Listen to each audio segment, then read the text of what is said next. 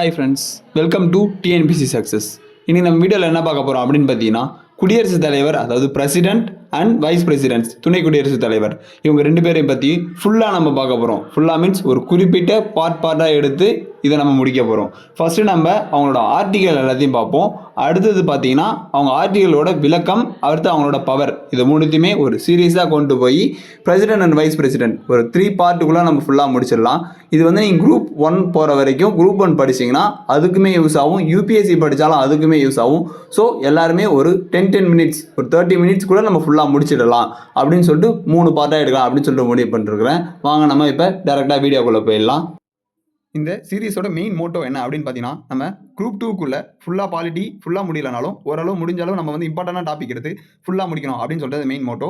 First நம்ம பிரசிடென்ட்டோட article வந்து மேலோட்டமாக பார்த்துக்கலாம். அப்புறம் ஒவ்வொரு ஆர்டிகளும் உள்ள நம்ம எக்ஸ்பிளைன் பண்ணலாம். இப்போ நான் அண்டர்லைன் பண்ணிருக்கேன்ல, அதை மட்டும் நீங்கள் நல்லா நோட் பண்ணிட்டீங்கனாலே போதும். இப்போ ஆர்டிகல் 52 என்ன சொல்கிறாங்க பார்த்தீங்கன்னா, இந்தியாவுக்கு ஒரு குடியரசுத் தலைவர் இருக்க வேணும் அப்படின்னு சொல்லி கொடுத்துருக்காங்க. அடுத்து 53 என்னன்னு பார்த்தீங்கன்னா, 53 வந்து இப்போ நிர்வாகம் பண்ணுறாங்கல்ல குடியரசுத் தலைவரோட நிர்வாக அதிகாரம் பற்றி இந்த ஆர்டிகல் 53 சொல்கிறாங்க. அடுத்து 54 என்ன சொல்கிறாங்க பார்த்தீங்கன்னா, குடியரசுத் தலைவரான தேர்தல். இந்த தேர்தல் யார் நடத்துறாங்கன்னு பார்த்தீங்கன்னா, நம்மளோட எலெக்ஷன் கமிஷன் தான் இது குடியரசுத் தலைவரான தேர்தலை நடத்துறாங்க. ஓகேவா? இந்த 55 வந்து இந்த குடியரசுத் தலைவரான தேர்தல் நடத்துறாங்கல்ல, குடியரசுத் தலைவரை எப்படி தேர்ந்தெடுக்கிறாங்க அதை பற்றி சொல்கிறது தான் 55. 56 என்ன சொல்கிறாங்க அப்படின்னு பார்த்தீங்கன்னா, 56 அவங்களோட பதவி காலம், எத்தனை வருஷம் வரையும் பதவியில் இருக்கலாம் அல்லது எத்தனை வயசு வரையும் பதவியில் இருக்கலாம் அப்படின்னு சொல்லுவாங்க.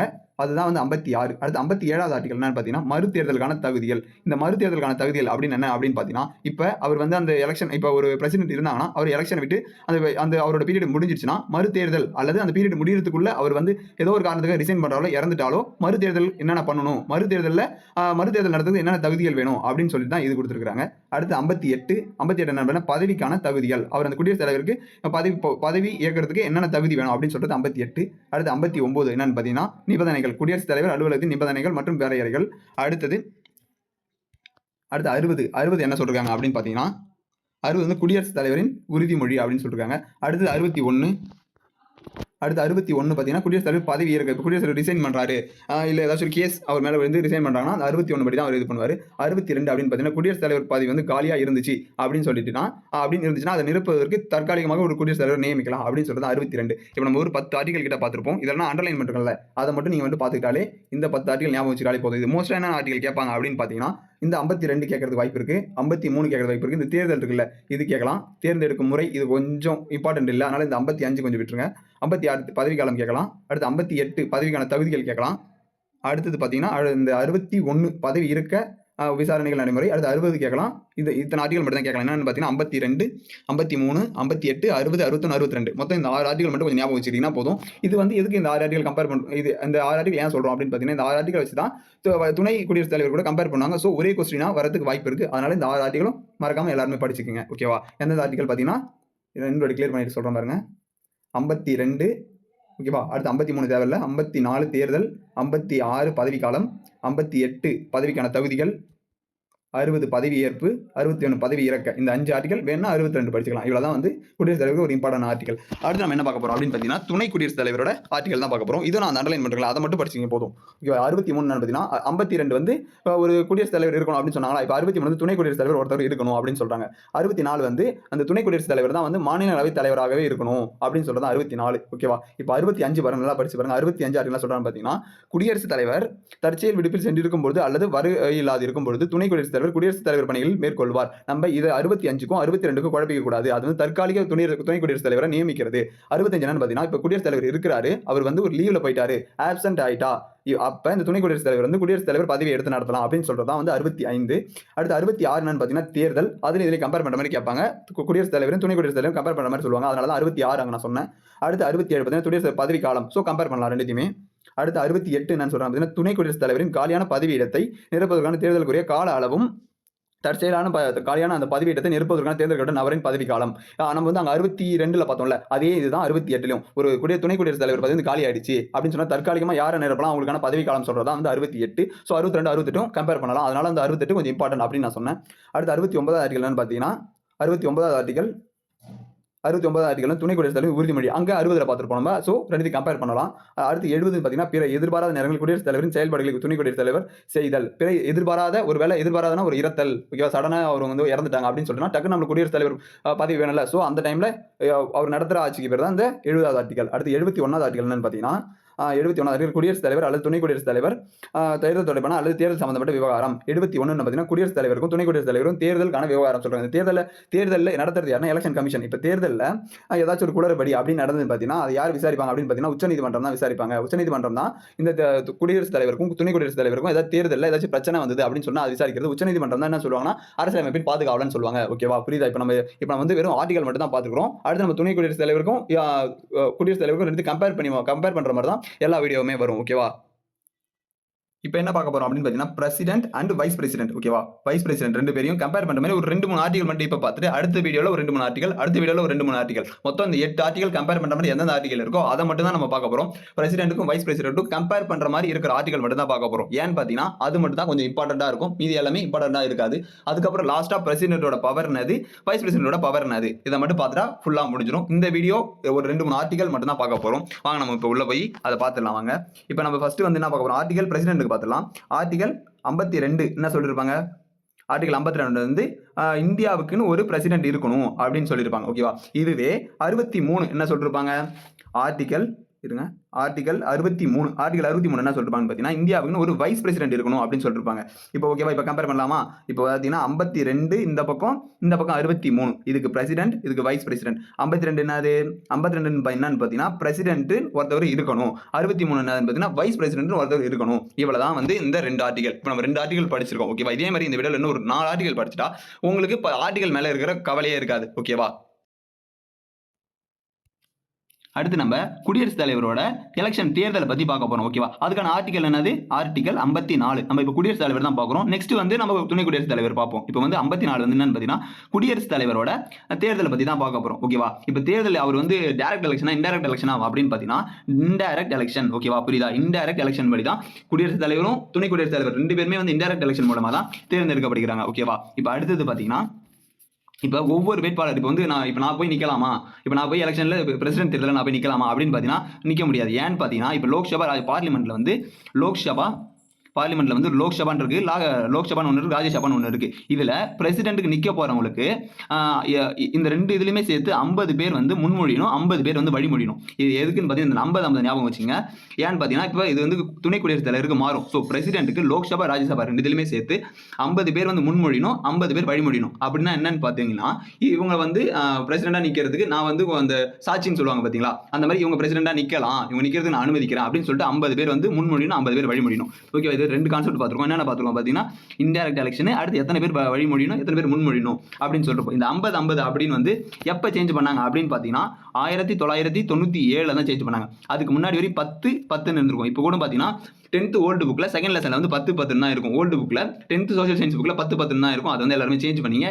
இப்போ நடைபெற எப்படி 50 பேர் முன்மொழியணும், 50 பேர் வழிமொழியணும். ஓகேவா, இப்போ 3வது பாயிண்ட் என்ன அப்படின்னு பார்த்தீங்கன்னா ஒவ்வொரு இப்போ நான் போய் நிற்கிறேன், இப்போ யாரோ ஒருத்தவங்க நிற்கிறாங்க, 50 பேர் வழிமொழிஞ்சிட்டாங்க, 50 பேர் முன்மொழிஞ்சிட்டாங்க அப்படின்னு பார்த்தீங்கன்னா அவங்க ஆர்பிஐ இருக்குல்ல, ஆர்பிஐல 15,000 அவங்க டெபாசிட் பண்ணணும். ஓகேவா, 15,000 அவங்க டெபாசிட் பண்ணணும். ஓகே, யார் பிரசிடென்ட் தேர்தலில் நிற்கிறவங்க 15,000 டெபாசிட் பண்ணணும். இந்த டெபாசிட் பண்ணுற தொகை வருமா அப்படின்னு கேட்டாங்கன்னா அவங்க வந்து ஒரு மொத்த ஓட்டு வந்து 600 இருக்குன்னா அதில் 100 ஓட்டு எடுத்தால் மட்டும்தான் அவங்களுக்கு வந்து இந்த டெபாசிட் தொகை திருப்பி கிடைக்கும். அப்படி கிடைக்க இல்லை, அவங்க 100 ஓட்டு எடுக்கல அப்படின்னா திருப்பி அந்த தொகை கிடைக்காது. அதுக்கு நம்ம ஒரு ரேஷியோ மாதிரி கொடுத்துருக்காங்க. என்ன ரேஷியோ அப்படின்னு பார்த்தீங்கன்னா அவங்க மொத்த ஓட்டில் 1/6 ஓட்டு வாங்கணும் அப்படின்னு சொல்லிருக்காங்க. ஓகேவா, இப்போ நம்ம வந்து ஒரு 3 பாயிண்ட் பார்த்தாச்சு. ஓகேவா, அடுத்து வந்து 4வது பாயிண்ட் ஏற்கனவே சொன்னதான். இந்த தேர்தலுக்கான விதி எல்லாம் யார் நடத்துறதுன்னா எலெக்ஷன் கமிஷன் தான்.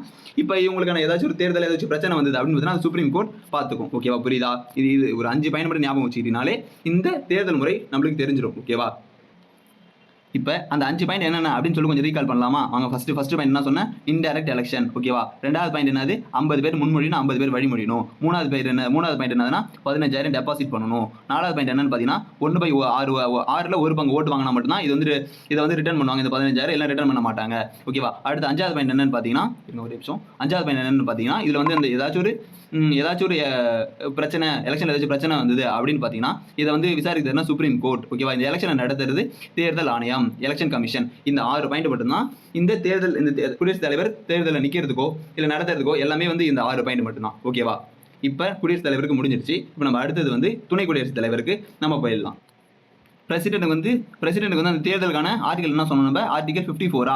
இப்போ வைஸ் பிரசிடென்ட்டுக்கு வந்து 63, ஓகேவா, 66 தப்பா சொன்னேன், சாரி, 66, ஓகேவா. பிரசிடென்ட்டுக்கு வந்து 54, வைஸ் பிரசிடென்ட் 66, ஓகேவா. இப்போ நம்ம முன்னாடி 2 ஆர்டிகல் பார்த்துட்டோம், இப்போ 2 ஆர்டிகல் பார்த்துட்டோம், மொத்தம் 4 ஆர்டிகல் இந்த வீடியோவில் பார்த்தாச்சு, ஓகேவா. இந்த 66 பற்றி கொஞ்சம் நம்ம எக்ஸ்பிளைன் பண்ணுறோம்.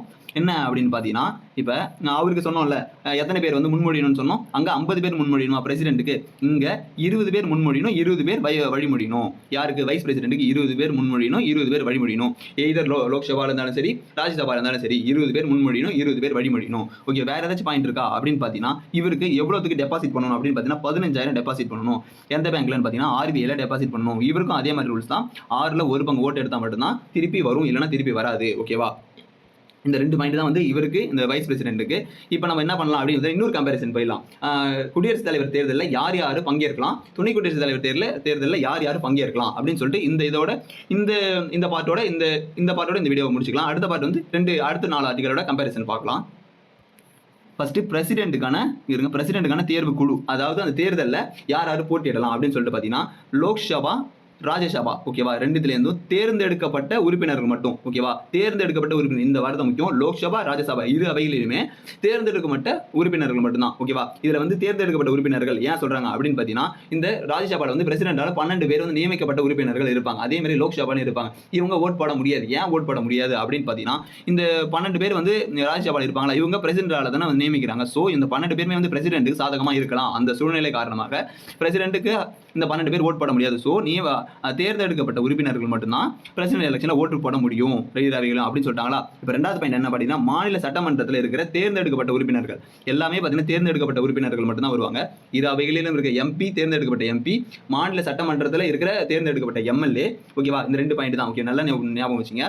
தேர்ந்தெடுக்கப்பட்ட MP, ஓகேவா, தேர்ந்தெடுக்கப்பட்ட MP ரெண்டு அவைகளிலுமே, ஓகேவா, லோக்சபா, ராஜ்யசபா ரெண்டுலையுமே. அதே மாதிரி தேர்ந்தெடுக்கப்பட்ட MLAs, ஓகேவா, எல்லா சட்டமன்றத்துக்கும், ஓகே. இந்த 2 பாயிண்ட் தான். அடுத்து இப்போ கூடுதலாக என்ன பாயிண்ட் அப்படின்னு பார்த்தீங்கன்னா, இப்போ நம்ம வந்து அந்த இது இருக்குல்ல, யூனியன் டெரிட்டரிஸில் இந்த மாதிரி ஓட் போட முடியுமா அப்படின்னு பார்த்தீங்கன்னா, யூனியன் டெரிட்டரிஸில் 3 தான் இருக்குது. என்னென்னு பார்த்தீங்கன்னா, டெல்லியில் இருக்க சட்டமன்றம், அப்புறம் வந்து புதுச்சேரியில் இருக்க சட்டமன்றம், நெக்ஸ்ட்டு இப்போ லாஸ்ட்டாக சேர்த்தாங்களா காஷ்மீரில் இருக்க சட்டமன்றம். இந்த 3 சட்டமன்றத்தில் இது மட்டும்தான் இந்த தேர்ந்தெடுக்கப்பட்ட உறுப்பினர்களால் அவங்கள அறிவிச்சு அவங்க மட்டும்தான் குடியரசுத் தலைவர் தேர்தலில் போட்டியிட முடியும் அப்படின்னு சொல்லிட்டு அறிவிச்சிருக்காங்க, ஓகேவா. இவங்க வந்து யூனியன் டெரிட்டரிஸ் அறிவிச்சதுக்கப்புறம் குடியரசுத் தலைவர் எப்போ போட்டியிடலாம் அப்படின்னு சொல்லிட்டு அறிவிச்சாங்க அப்படின்னு பார்த்தீங்கன்னா, 1995 1995 இருந்து மட்டும்தான் 1995 இப்போ பாருங்க, இந்த இயர் நோட் பண்ணிக்கங்க, 1995. ஏன் இந்த இயர் அப்படின்னு பார்த்தீங்கன்னா, இந்த இயர் ஆன்வர்ட்ஸ் தான் குடியரசுத் தலைவர் தேர்தலில் யூனியன் டெரிட்டரிஸ்லேருந்து சட்டமன்றத்திலேருந்து MLA ஓட் போடலாம் அப்படின்னு சொல்லிருப்பாங்க.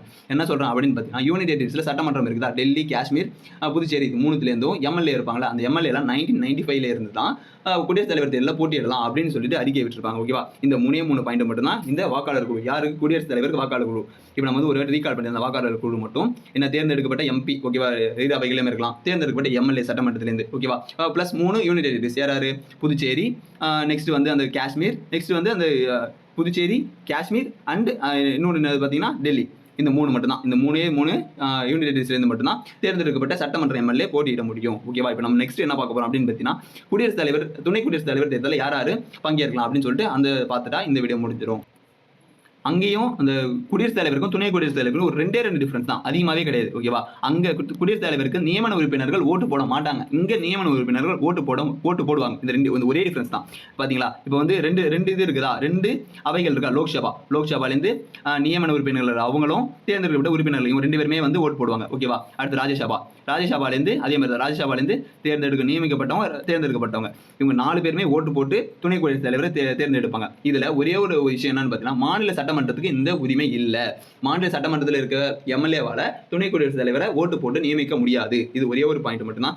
லோக்சபாலேருந்து நியமிக்கப்பட்ட உறுப்பினர்கள், லோக்சபாலேருந்து தேர்ந்தெடுக்கப்பட்ட உறுப்பினர்கள், ராஜ்யசபாலேருந்து நியமிக்கப்பட்ட உறுப்பினர்கள், ராஜ்யசபாலேருந்து தேர்ந்தெடுக்கப்பட்ட உறுப்பினர்கள், இந்த 4 உறுப்பினர்கள் மட்டும்தான் துணை குடியரசுத் தலைவரை தேர்ந்தெடுப்பாங்க. வேற யாருமே தேர்ந்தெடுக்க மாட்டாங்க, ஓகேவா. இப்போ நம்ம ஒரு 4 ஆர்டிகல் பார்த்தோம். 4 ஆர்டிகலான ஃபுல் விளக்கம் புத்தகமும் ஃபுல்லாக பார்த்தாச்சு. இவ்வளோ தான் வந்து இந்த 4 ஆர்டிகல் உள்ளேருந்து எவ்வளோ டிப்ஸ் பண்ணி கேட்டாலும் இவ்வளோ தான் கேட்க முடியும். இதை மட்டும் நீங்கள் நல்லா படிச்சுக்கிட்டாலே போதும். நம்ம நெக்ஸ்ட் பார்ட்டில் கண்டிப்பாக இன்னும் 4 ஆர்டிகல் பார்க்கலாம். இதே மாதிரி ஒரு சீரியஸாக பிடிச்சி ஒரு 3 பார்ட்டில் இந்த குடியரசுத் தலைவர் முடிச்சிடலாம். அடுத்து நம்ம பிரதமர் முதலமைச்சர் 2 கம்பேர் பண்ணி பார்க்கலாம். அடுத்தது மத்திய அமைச்சர் குழு, மாநில அமைச்சர் குழு, இது மாதிரி கம்பேர் பண்ணி படித்தா ரொம்ப ஈஸியாகவே இருக்கும். பாலிட்டி வந்து ரொம்ப ஈஸியாகவே இருக்கும். So thank you friends. இதே மாதிரி உங்களுக்கு இந்த வீடியோ பிடிச்சிருந்தா உங்கள் ஃப்ரெண்ட்ஸுக்கெல்லாம் ஷேர் பண்ணிட்டு மறக்காம நம்ம சேனலை சப்ஸ்கிரைப் பண்ணிடுங்க. தேங்க்யூ.